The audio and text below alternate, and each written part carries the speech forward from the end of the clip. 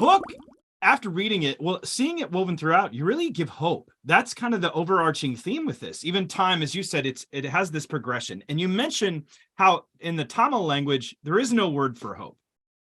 Yeah. Which I thought was very interesting. Why did you feel like we needed to see that, to understand it? To understand how hope is a Christian. Hope is so Christian. It's not Hindu, it's not Buddhist, it's not even Islamic. And I traveled with some Muslims on a bus once in Malaysia, and the bus almost ran over a bicyclist who went down over a cliff. And everybody got over and looked, and they said, "It is the will of Allah." Okay, now there's no hope there. It's the will of Allah. Allah will do whatever he wants. And the Christian would have stopped the bus because we have hope of saving a life and of helping somebody.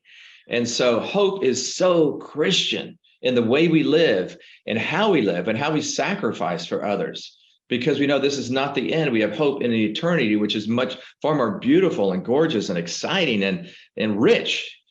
And therefore, I thought that was important to say. So you tell Christian history differently than secular history, or certainly Marxist history. I think I talk in there about how tragic the eschatology of Marxism is, because you want to force an immediate fulfillment of history, and you force it through revolutions, and you end up with Stalin's Russia, or you end up with Mao's China.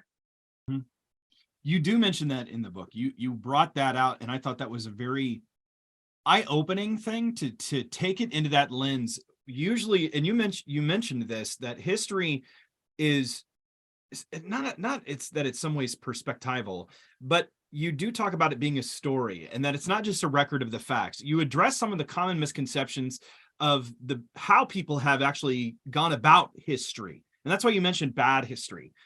How do we differentiate, and how can we tell if there's a bad history or a good history? That's a very good question, and that's why we need a lot of historians working together in community. I'll tell you, bad history is driven by ideologies. Ideologies are lenses through which you have to see all of reality. And we have that lens through Scripture that helps us to see reality. But if your lens is one, let's say, of power plays or control, or everything is about power and oppress, you're either an oppressor or the oppressed. If you see it that way, that kind of dichotomy, you're missing out on so much. And that is an ideology, and all ideologies tend towards violence. An ideology is an idol. It is something that you must take this. For example, in some churches now, if you can't check off that you're an inclusive church, I won't talk to you any further. In other words, that's the litmus test. That's the lens that I look through. It's an ideology of sexual plurality. And for others, I have students that come with a decolonialist ideology that everything is about the oppressive colonists and the innocent indigenous peoples around the world. And they're coming to seminary now from universities where they've been taught, and missionaries, because they have white skin, are evil. They're oppressive. And to teach a student a different way of looking about these things, that everybody is in the image of God and fallen, and every culture is in the image of God and fallen. So those imperialists that came from Europe are fallen, but also those tribes in West Africa are fallen, and many of them were cooperating to enslave their own people.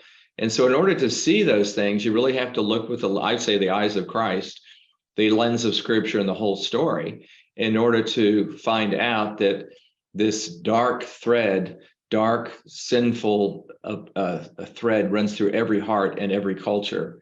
But also, as I described, there's the beautiful red thread that runs through every culture in all of history. And that's the gospel story that counteracts that. But if you don't see that, if you see everything through your ideology or your lens, you will not be able to appreciate and see what God is doing.